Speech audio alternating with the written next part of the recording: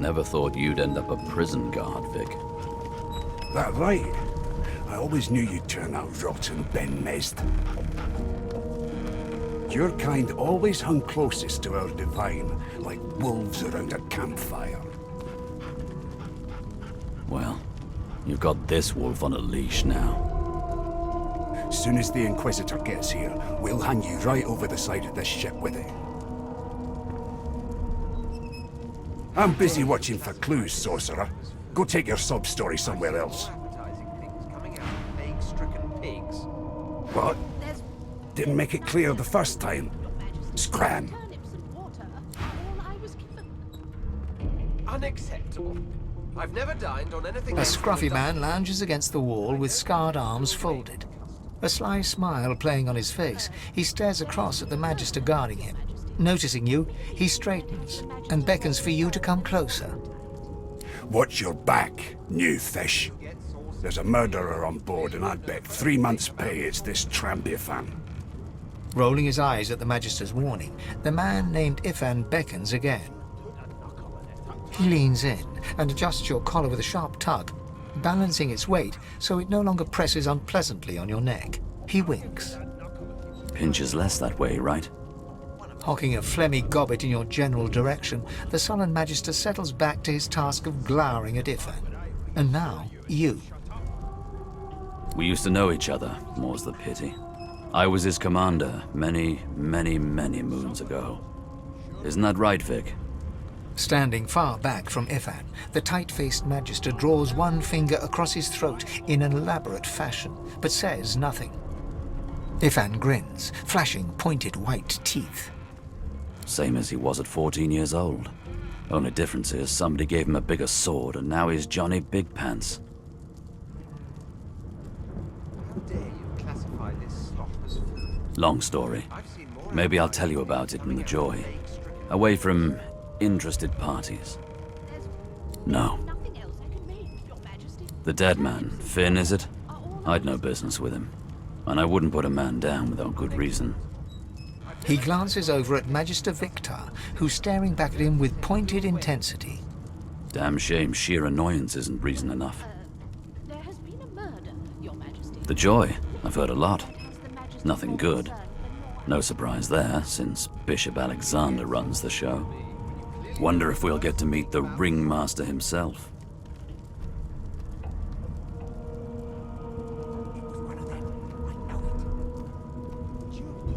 Not interested in the son of the Divine himself?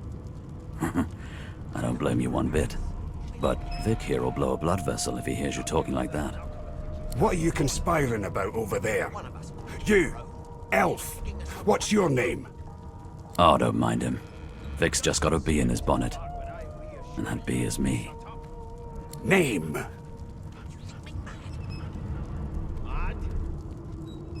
Insufferable, surely. What are you trying to hear anyway? Magister Victor looks at you suspiciously, then scrawls something illegible down in a tiny notebook. He scowls at you as he stows the notebook back in his voluminous robes. Away with you, at once.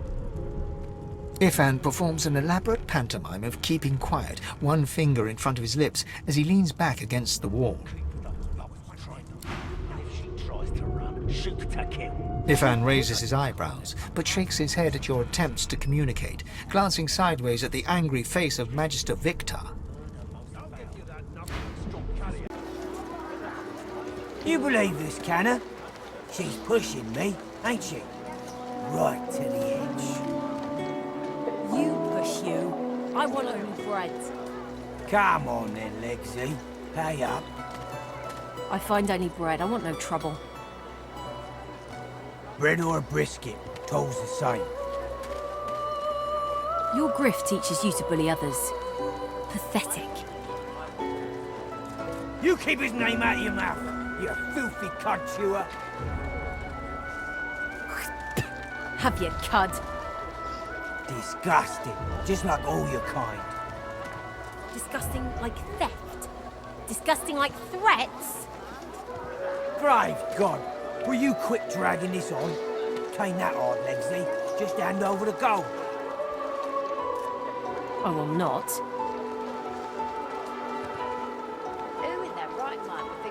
This is not your business, Long Pig. Don't let this moss muncher talk to you like that. Especially a cheapskate like this one. Griff already knows she don't like to pay her fair share. An intense-looking man steps between the thug and the elf and rolls up his sleeves, revealing well-muscled and heavily scarred arms. You recognize him. It's Ifan, who you met aboard the ship on the way here. Just stand aside, won't you, mate? This is no business of yours. Lone wolves decide their own business. The thug freezes in fear for a moment, before shuffling back to the protection of his crony. Pay up, elf. No one shorts Griff. Especially not one of you. Everyone in camp's got to contribute. For food, for protection, no exceptions. Especially not for elves. Griff's orders. Food? Protection? I have neither. Runs the kitchen. Means he runs me, you, and everyone else in camp. You two ought to be thanking your lucky gods it's us, and not the Magisters enforcing round here. A fool never knows what they've got till it's well and gone. Now come on, elf. If you make me say it again, there's gonna be trouble. And neither will I. We got a system, and it looks like you don't want to fit in.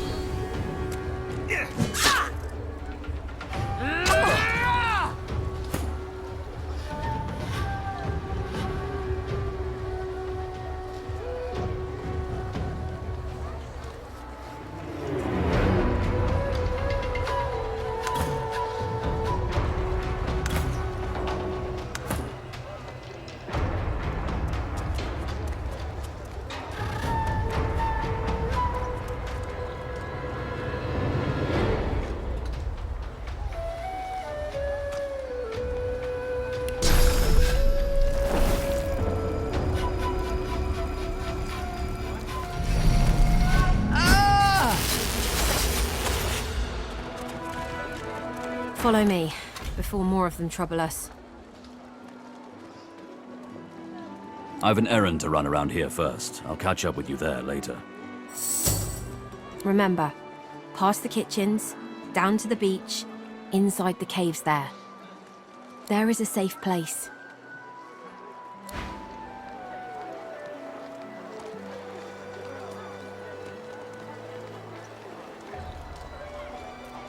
Ifan rolls his sleeves back down and casually wipes some blood from his cheek. He nods at you, the shadow of a smile on his lips. Good work there. Good work. I can tell you've got chops. Say, you were on the ship here with me, weren't you? He stretches out one rough hand to shake yours. He grips your hand tight as a vice and pauses. His fingertips feel your finger bones.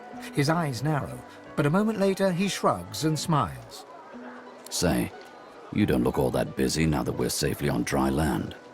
I could use someone to watch my back, and it looks like you could use someone to watch yours. I've just got a small errand to run, and then I'll be looking to get the hell out of here while I've still got a neck to collar. How about we stick together until we get out of this place?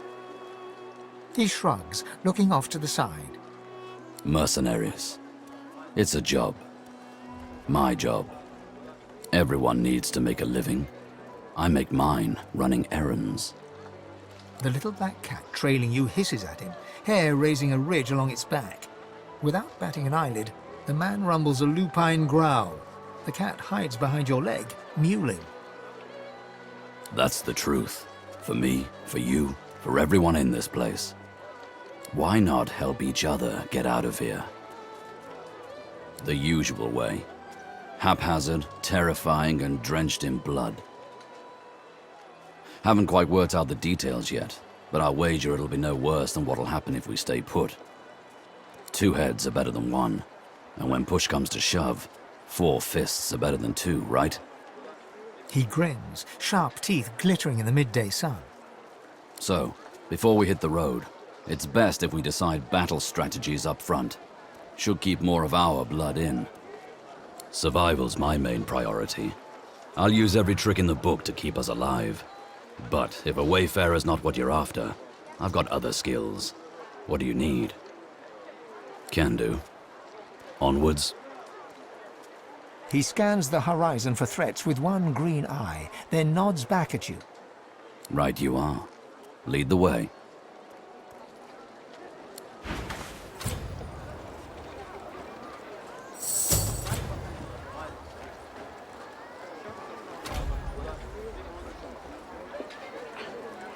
Tired of the view in here yet? I am too, I must say. Good to know someone's got your back when the going's tough. Well, I've got a contract to complete. After that, getting the hell out of Fort Misery seems the best option. I figure we track down my inside man, and then we take it from there. Ifan shrugs off his backpack and reaches into its depths. After rummaging around, he holds out a tattered page to you, upon which you can see a broken wax seal in the shape of a wolf's paw. Have a read of my contract and find out.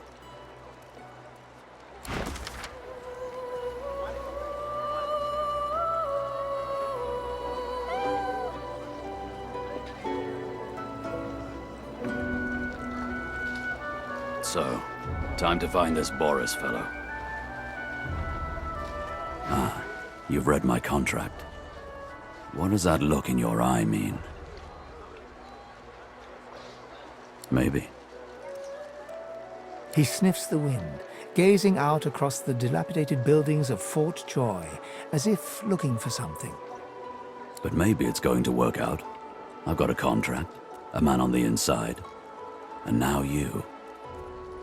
Good to know. And likewise, with whatever errands of your own you have.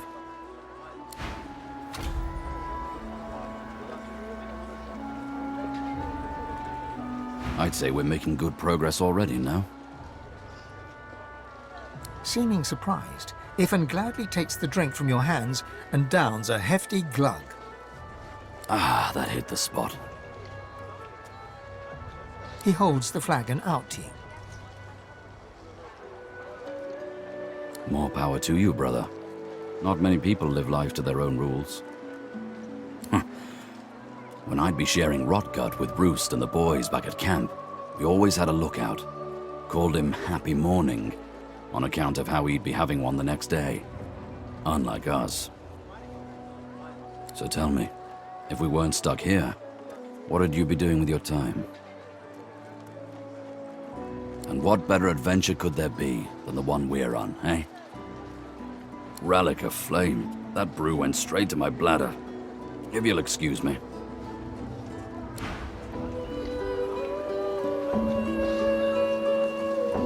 Tired of the view in here yet?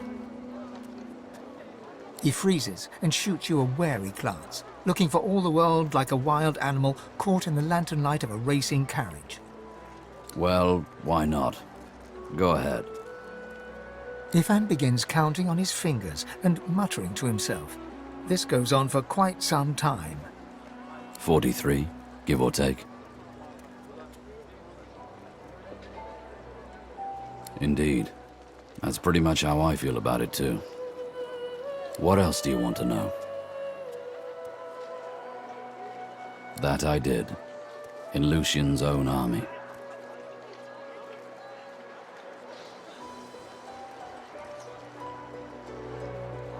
He presses his lips tightly together and looks away. There's a coldness in his eyes you haven't seen until now. There's a reason I don't wear order garb anymore. But let's talk about those old days another time. Thanks for understanding. Now, let's keep moving.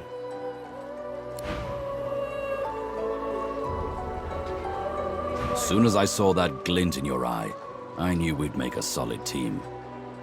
If you must. Not much, I'll tell you that. Why? What do you think of them? Huh. Sharp eyes, lad. But they can't keep the likes of us locked up too long, I'll wager. Come on, let's poke around and see if we can sniff out some blind spots in their surveillance.